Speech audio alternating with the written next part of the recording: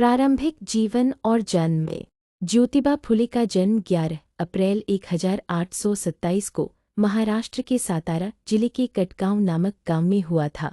उनके पिता का नाम गोविंदराव फुले और माता का नाम चिमनाबाई था। ज्योतिबा का परिवार पारंपरिक रूप से माली किसान/माली जाति से संबंधित था। यह जाति उस समय समाज के निम्न वर्गों में गिनी जाती थी। उनकी मां का निधन उनके बचपन में ही हो गया था। पिता गोविंदराव पुणे में फूल बेचने का काम करते थे और ज्योतिबा बचपन से ही मेहनती और जिज्ञासु स्वभाव के थे। शिक्षा की शुरुआत बचपन में ही ज्योतिबा ने अपने पिता की दुकान में काम करना शुरू कर दिया, लेकिन उनमें पढ़ने की तीव्र इच्छा थी। उनके परिवार के एक मित्र खानोजी ने उनकी प्रतिभा को पहचाना और उन्हें शिक्षा प्राप्त करने के लिए प्रेरित किया। इसके बाद ज्योतिबा को स्कॉटिश मिशनरी स्कूल पुणे में दाखिला दिलाया गया। उस समय निम्न जाति के बच्चों को स्कूल में पढ़ने की अनुमति नहीं दी जाती थी, लेकिन मिशनरी स्कूलों में इस पर पाबंदी नहीं थी।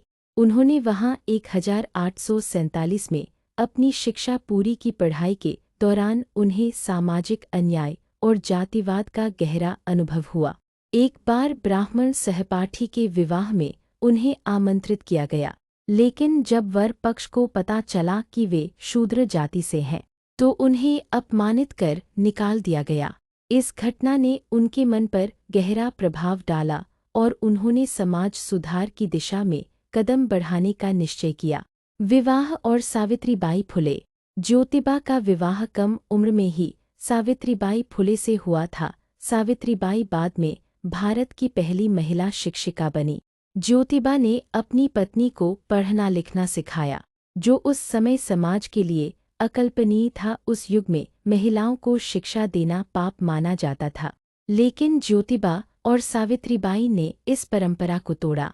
भारत की पहली कन्या पाठशाला 1848 में ज्योतिबा और सावित्रीबाई फुले ने भारत की पहली कन्या पाठशाला लड़कियों के लिए स्कूल पुणे में शुरू की। यह विद्यालय बालिकाओं के लिए शिक्षा का पहला द्वार था। उस समय ब्राह्मण और ऊंची जाति के लोग इसके सख्त खिलाफ थे।